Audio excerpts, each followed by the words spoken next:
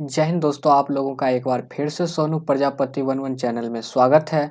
आज 13 मार्च है और 13 मार्च के करंट अफेयर्स के अति महत्वपूर्ण प्रश्न को आज हम लोग देखेंगे, जो कि परीक्षा के दृष्टिकोण से काफ़ी महत्वपूर्ण है। तो चलिए समय को बिना बर्बाद किए हम लोग आज का पहला प्रश्न को देखते हैं। और आज का पहला प्रश्न है, अंतर्राष्ट्रीय महिला दिवस कब मनाया गया? तो अंतर्राष्ट्रीय महिला दिवस 8 मार्च को मनाया गया। और यदि अंतर्राष्ट्रीय महिला दिवस 2022 की थीम पूछे तो इसका थीम है gender equality today for a sustainable tomorrow. इस थीम को जरूर आप लोग याद रखिएगा। चलिए अब अगला प्रश्न को हम लोग देखते हैं। और आज का अगला प्रश्न है फ्रेंड, किस देश ने फेसबुक पर प्रतिबंध लगा दिया है? तो फेसबुक पर प्रतिबंध रूस देश लगाए हैं, इसे आप लोग याद रखिएगा। चलिए अब नेक्स्ट प्रश्न को हम लोग देखते हैं। और आज का नेक्स्ट प्रश्न काफ़ी महत्वपूर्ण है, इसे आप लोग नोट कर लीजिएगा। प्रश्न है, पुणे में छत्रपति शिवाजी महाराज की प्रतिमा का अनावरण किसने किया है? तो पुणे में छत्रपति शिवाजी महाराज की प्रतिमा का अनावरण नरेंद्र मोदी जी के द्वारा किए गए हैं। और पिछले ही क्लास में हम लोगों ने पढ़ा था, बिहार के बोध गया में भगवान बुद्ध की भारत की सबसे बड़ी शयन मुद्रा में मूर्ति का निर्माण किया जा रहा है, इसे भी आप लोग याद रखिएगा। चलिए नेक्स्ट प्रश्न को अब हम लोग देखते हैं। और आज का नेक्स्ट प्रश्न है, भारत की 23वीं महिला ग्रैंड मास्टर कौन बनी है? तो भारत की 23वीं महिला ग्रैंड मास्टर प्रियंका नोटककी बने हैं। यह मात्र 19 वर्ष की आयु में भारत की 23वीं महिला ग्रैंड मास्टर बनी है।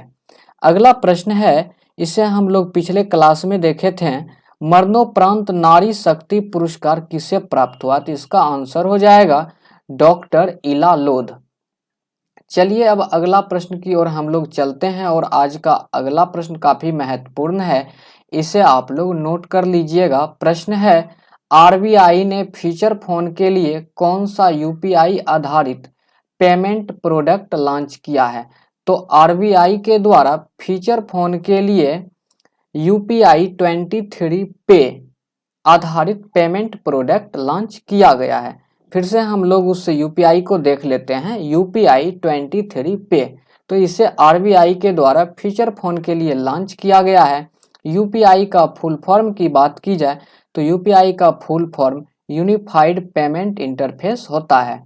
चलिए अब अगला प्रश्न को हम लोग देखते हैं। और आज का अगला प्रश्न है, ध्यान से सुनिएगा, कौन सा देश एफएटीएफ की ग्रे लिस्ट में शामिल हुआ है?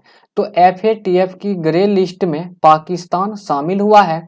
एफएटीएफ की फुल फॉर्म की यदि बात की जाए तो इसका full form financial action task force होता है। चलिए अगला प्रश्न को अब देखते हैं। और आज का अगला प्रश्न काफी महत्वपूर्ण है, इसे आप लोग नोट कर लीजिएगा। प्रश्न है, किस देश ने टोही उपग्रह प्रणाली का परीक्षण किया है? तो टोही उपग्रह प्रणाली का परीक्षण उत्तरी कोरिया के द्वारा किया गया है।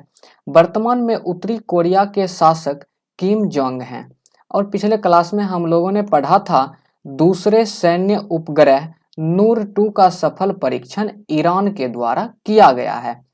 चलिए अगला प्रश्न को अब हम लोग देखते हैं। और आज का अगला प्रश्न काफी महत्वपूर्ण है, इसे भी आप लोग नोट कर लीजिएगा। प्रश्न है, किस राज्य सरकार ने नान मुधलवन योजना शुरू की है? तो नान मुधलवन योजना तमिलनाडु राज्य सरकार के द्वारा शुरू किया गया है। और अगली योजना है मातृशक्ति उद्यमिता योजना, यह हरियाणा राज्य सरकार के द्वारा शुरू किया गया है, इसे भी आप लोग याद रखिएगा। चलिए अब नवा प्रश्न को हम लोग देखते हैं।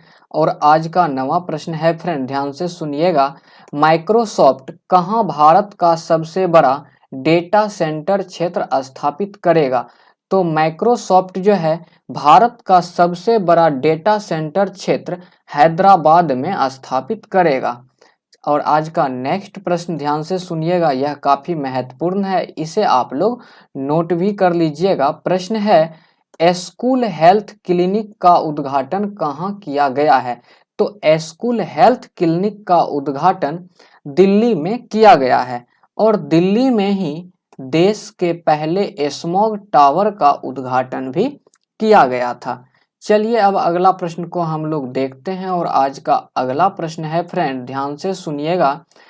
इंडिया ग्लोबल फोरम का वार्षिक शिखर सम्मेलन कहाँ आयोजित हुआ है? तो इंडिया ग्लोबल फोरम का वार्षिक शिखर सम्मेलन बेंगलुरु में आयोजित हुआ है, इसे भी आप लोग याद रखिएगा। चलिए अब अगली प्रश्न की ओर हम लोग चलते हैं और आज का अगला प्रश्न काफी महत्वपूर्ण है, इसे नोट कर लीजिएगा। प्रश्न है, किस देश के पूर्व राष्ट्रपति रफीक तरार का 92 वर्ष की उम्र में निधन हुआ? तो रफीक तरार ये पाकिस्तान के पूर्व राष्ट्रपति थे, इनका 92 वर्ष की उम्र में निधन हो गया। यह इसलिए महत्वपूर्ण है क्योंकि अपना पड़ोसी देश पाकिस्तान का ये पूर्व राष्ट्रपति थे। चलिए अब अगला प्रश्न को हम लोग देखते हैं। अगला प्रश्न काफी महत्वपूर्ण है फ्रेंड। प्रश्न है, पूसा कृषि विज्ञान मेला 2022 कहाँ आयोजित किया गया है? तो पूसा कृषि विज्ञान मेला 2022 का आयोजन नई दिल्ली में किया गया है।